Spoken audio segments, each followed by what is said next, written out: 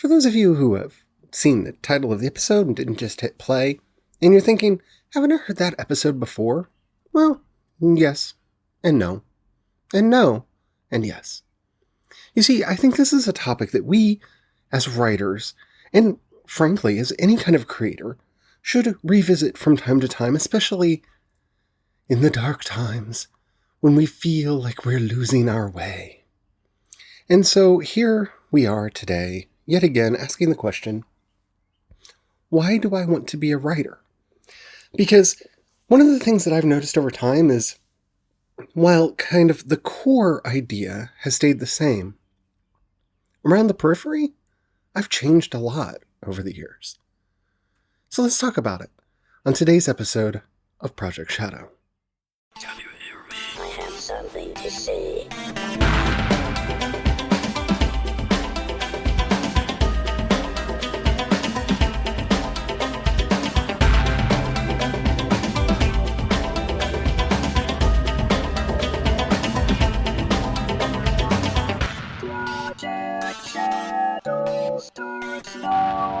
Hello everyone, how are you doing today? My name's Charlie, you might know me better as sci-fi fantasy writer C.E. Dorset, and today we are going to be talking about why I want to be a writer. And I think you will find some hopeful echoes of yourself, or at least, make you think about why it is you want to be taking the creative course that you're taking.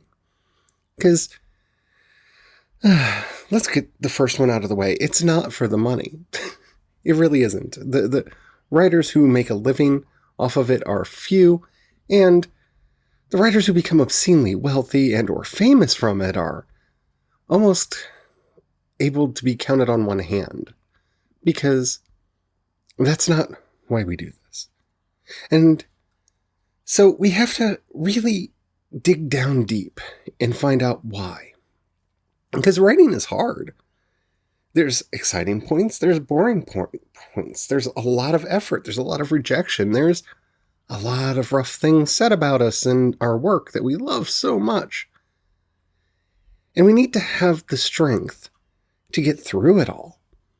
So when we begin everything that we do, we need to ask ourselves why. So why do I want to be a writer? The easiest answer to that is because I've always been a creative person. I've always been a storyteller. I grew up predominantly in the country. Now, that was in the country in several different states, from Tennessee to Arkansas to Texas to Missouri. But I grew up miles away from other kids, and generally only got to hang out with other kids when I was at school or at church.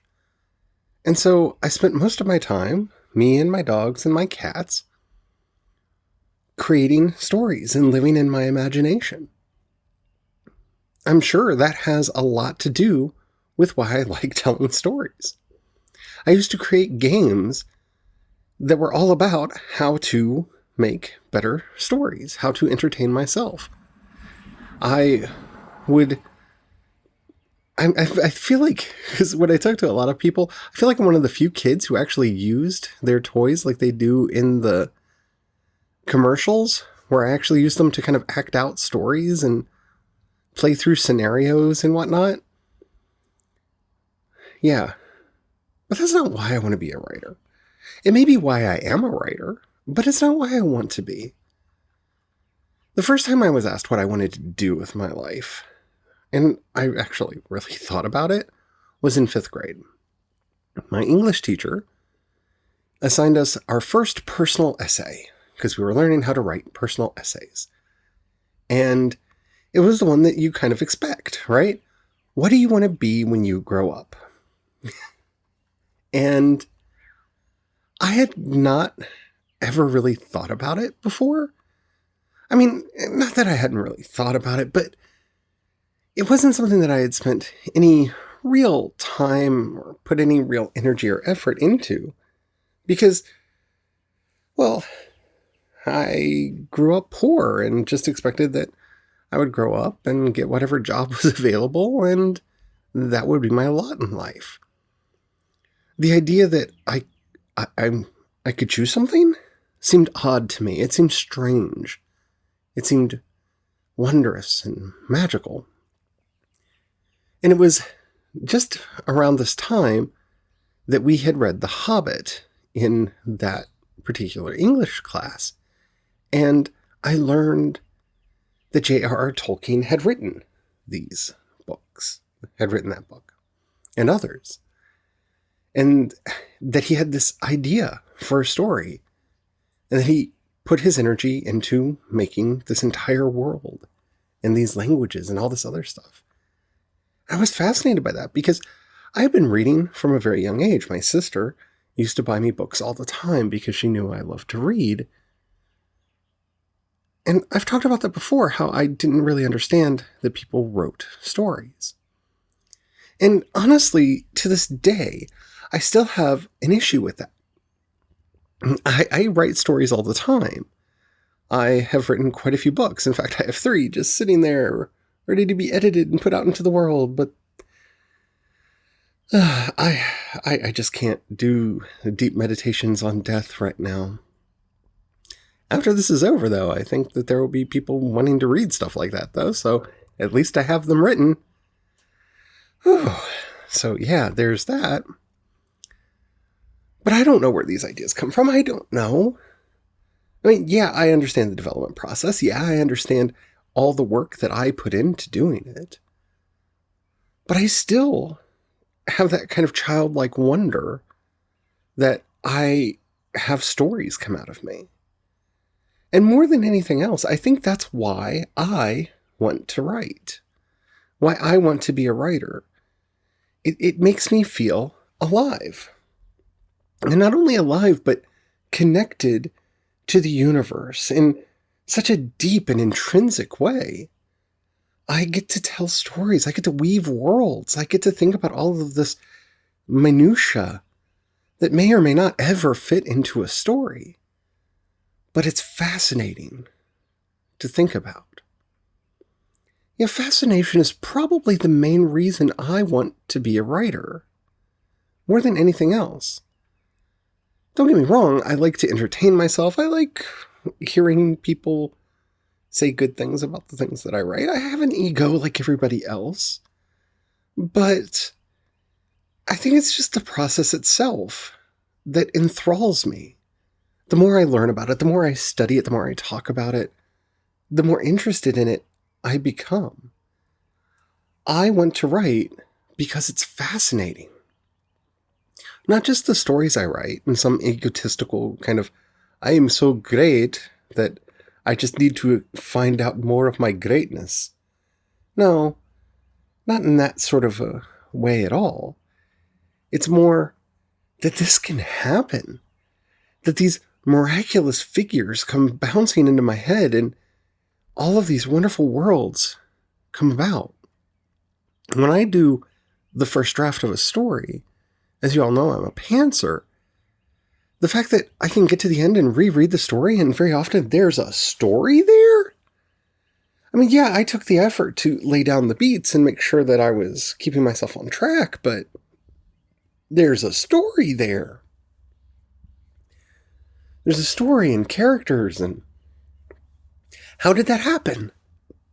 There's a gleeful wonder that comes upon me every time I write something, whether I like it or not.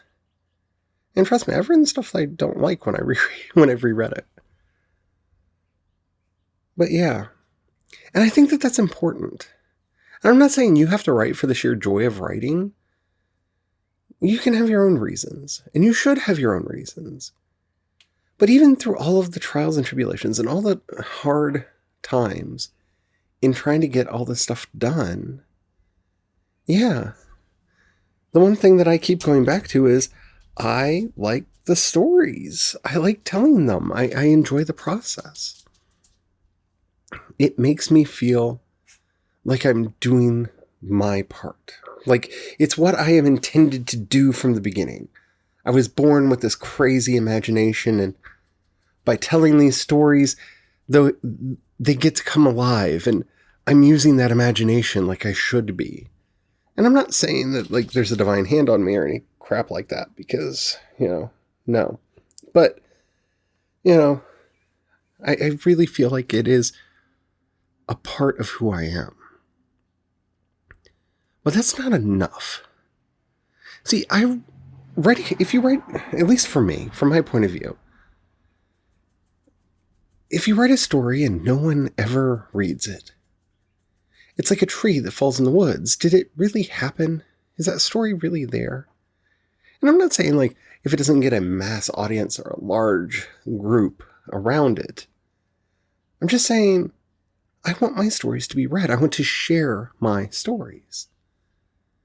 So we need to think about one other thing. What do I want my readers to feel? See, I know why I am writing, but what do I want others to get out of it? Now that's a head scratcher, isn't it? I tend not to have a fictional reader in mind when I write a book, and there are many authors who will tell you that that's a mistake. I can't do that. I have enough problems with Bob and Nevermore yelling at me about how bad I am at everything that I do without adding to that a fictional reader telling me, oh, I like that, oh, I don't like that, in the back of my head. Now, I do kind of bring some of those thoughts in during editing and revision, but I don't do it during the writing. Drafting is sacred. It's my time. But here I am, and I have to ask this other question. What do I want my readers to feel? What is it that I'm actually trying to accomplish here? And I would like to be grand at this point. I mean, don't we all? Like, I want to change people's lives. I want to change the world with my fiction. I want people to see my stories and not fear death and not fear the darkness and learn to overcome their deepest, darkest fears. And at the end of the day, be better people because they read my fiction. That's not really it. It isn't. We're being honest here, right? It's just you and me. I think I write. I think when I'm writing, I want my readers to feel engaged.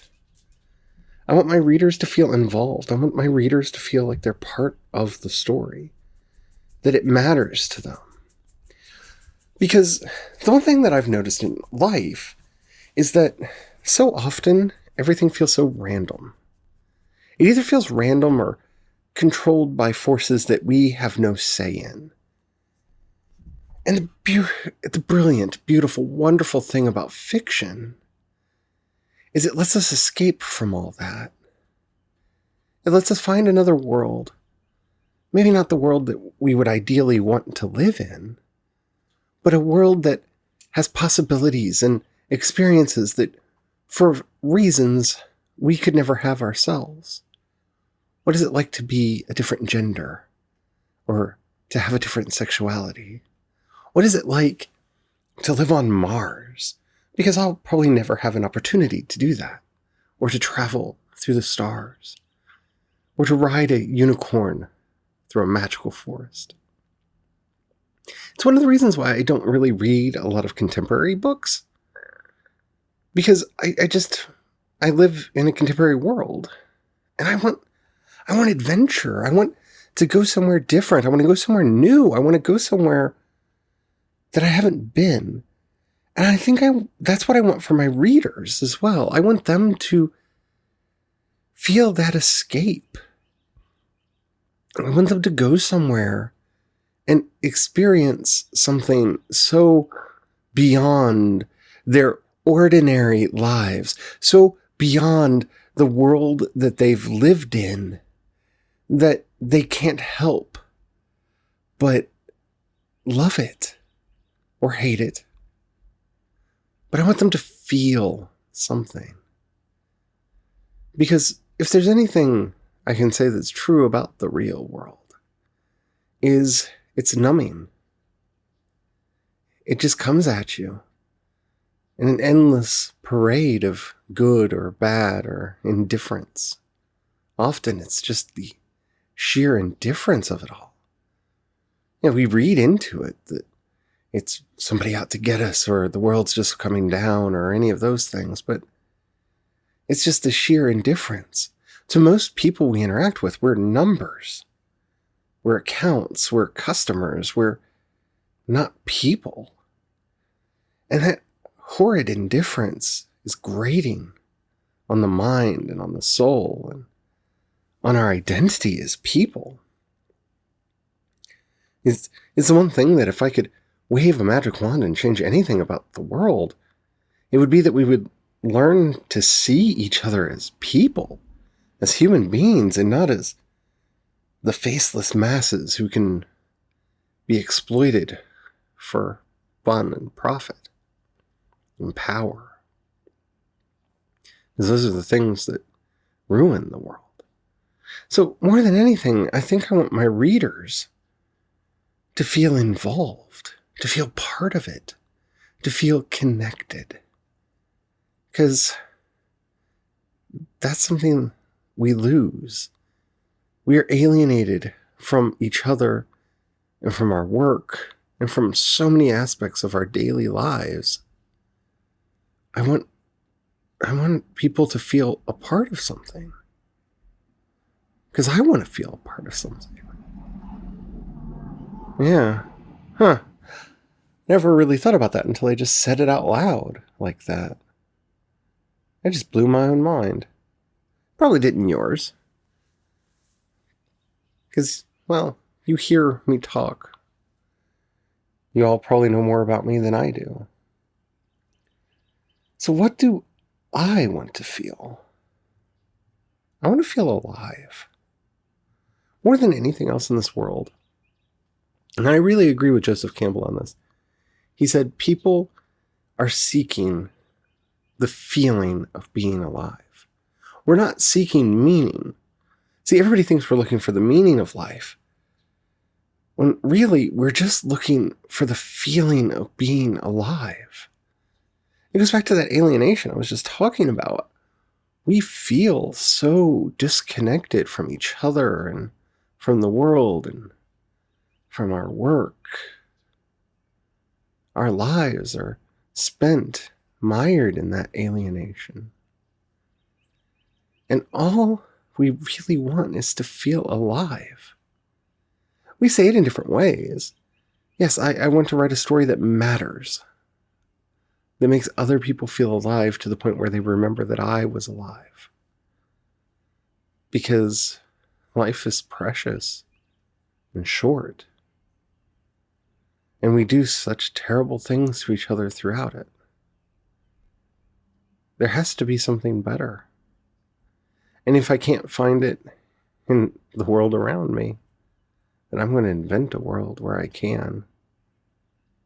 Because I may not be able to cast a spell and throw lightning from my fingers. I may not be able to get in a mech and save the day. I may not be able to fly across the cosmos in a faster-than-light spaceship.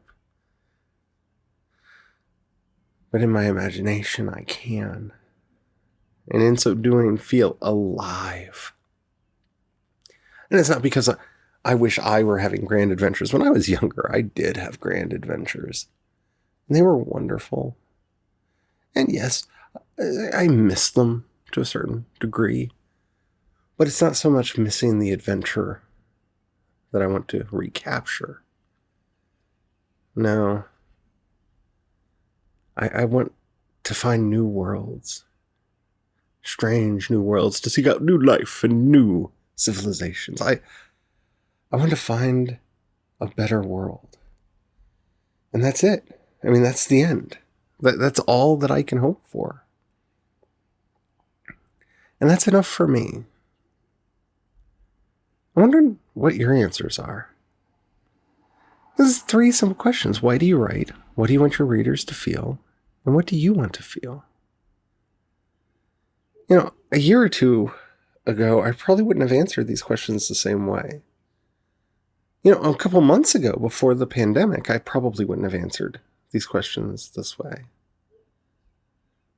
That's why we should ask them over and over again. every time we feel just a little disconnected from the work that we're doing. Because if it doesn't make us feel alive, why are we doing it? I would love to hear your answers to these questions. Down in the show notes, you'll find a link to the voice message system. Keep it short, keep it clean so I can use it on the show. You can also send in any questions, comments, or topics you'd like to hear on the show. If you'd rather hit me up on social media, I am C. Dorset on both Twitter and Instagram, and you can find links to everything that I do over at projectshadow.com. If you've got a buck you can pass my way, down in the show notes, you'll find a link for both listener support and my Patreon. Listener support will be not collecting their fees until September. So more of your money makes it to me that way. It really does help out a lot, and thank you to everyone who does that. If you don't have any money right now or you don't feel like giving, that's perfectly all right. But if you know anybody you think would like anything that I do, please share it with them. That helps out more than you could possibly know. Yeah. This episode was kind of a head scratcher for me. Like, I thought I knew what I was going to say when I went into it. Like, I had an outline, I had thoughts, I had talking points that I wanted to get to, and then I went a different way. I'm glad I did. I learned something about myself. I hope you learned something about yourself too. So until next time, stay well, stay safe, and don't forget to have the fun. Bye.